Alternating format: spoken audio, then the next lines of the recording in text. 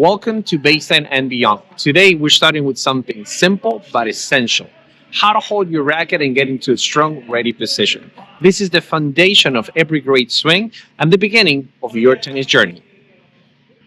Let's start with the forehand grip. I'm going to show you the semi-western because it's one of the most popular amongst recreational players and even high-performance players. It's a great grip that will give you control, spin, and power. Let me show you how to find a semi-western grip, okay? We're going to place a racket in a flat surface. It could be a table, card, somewhere like that. Then with your right hand or dominant hand, you're going to make a check mark with your fingers like this. Now, you're going to place the palm of your hand all the way at the edge or bottom of the handle. We also call that the grip. The pad of the palm of your hand's got to be a little bit outside the grip, and the pinky should be all the way at the edge. Notice how I also have a little bit of space here. We call this the trigger finger. And this happens because I'm holding my racket in an angle and not like a fist. This is a very common mistake beginner players or recreational players do, is holding the racket like if it was like a fist instead of with an angle. This angle will give your wrist a little bit more mobility when you're trying to create that natural spin by brushing up against the ball.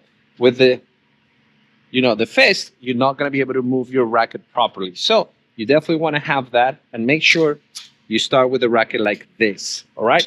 There are many other ways to hold the racket. They're called different grips, but this is where I want you to start because it's the most modern and common place to generate that spin, control, and power that I was talking about before.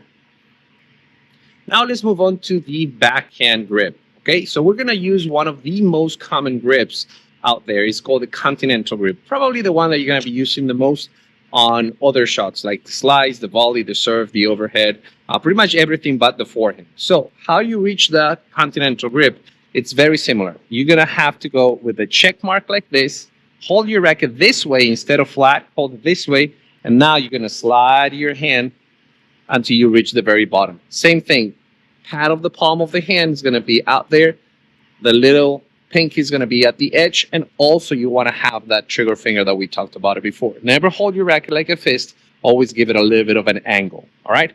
Now the non-dominant hand is going to just go on top of the other hand, making sure that the fingers are touching, not overlapping, not creating a gap, just slightly touching. Okay. Kind of like if you were about to shake somebody's hand with your non-dominant hand. That's how you want to hold it. All right.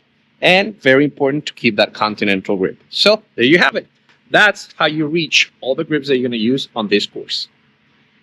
All right, now we're going to talk about the ready position. So once you have your grips, I want you to hold your racket with your semi-western grip on your dominant hand and slide the other hand like that. So you're going to have kind of like a mix-up between the two grips, okay? As you turn to your backhand side, which is going to be on your non-dominant side, you can make the switch and go to a continental, all right? That will be one of the things that we're going to focus through a drill. Now, the rest of your body must be in an athletic stance. So the first thing you're going to do is set up your feet shoulder width apart. You're going to have your knees slightly bent and your chest forward as your hips are towards the back. Kind of like if you were about to sit on a chair or a bench. But I want you to keep moving your feet, all right? We always want to have an active and dynamic position. We don't want to stand still and we don't want to stand tall. This is one of the most common mistakes we see in recreational beginner players is like, and not such a good ready position. Okay, we always want to have that athletic stance and we want to move side to side, bouncing on our toes. Okay, even if you just hold in that position, but you're ready to move to react to either side, that's good enough. Okay, now as the ball comes, you're going to do what is called a unit turn. So everything from your chin down is going to turn in the direction the ball is coming. If it's coming to your dominant side, you're going to go out and turn this way. But if it's coming on your non-dominant side, you're going to hold with two hands on that racket and you're going to turn this way. As you can see, the shoulders start turning, the rest of the body follows. But I always got to keep my chin, my face, looking into the other side of the court for the incoming ball and maybe for where the other player is standing. All right? So that's how you do it. That's the ready position. Remember, it's a very important athletic stance. That's all. Let's put everything together with a quick drill. Do 10 slow shadow swings, both forehand and backhand. No ball needed. Just focus on your form. Check your grip, start in your ready position, turn your shoulders, and do a swing with follow through. For this drill, shadow swing 10 times forehand and backhand. And I want you to repeat this 3 times this week. This will help you build muscle memory and confidence.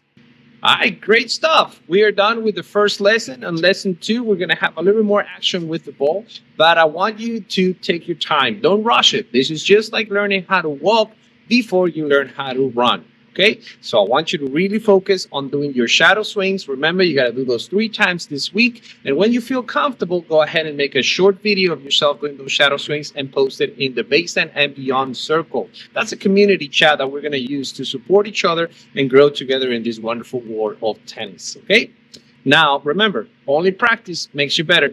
I'll see you in the second lesson.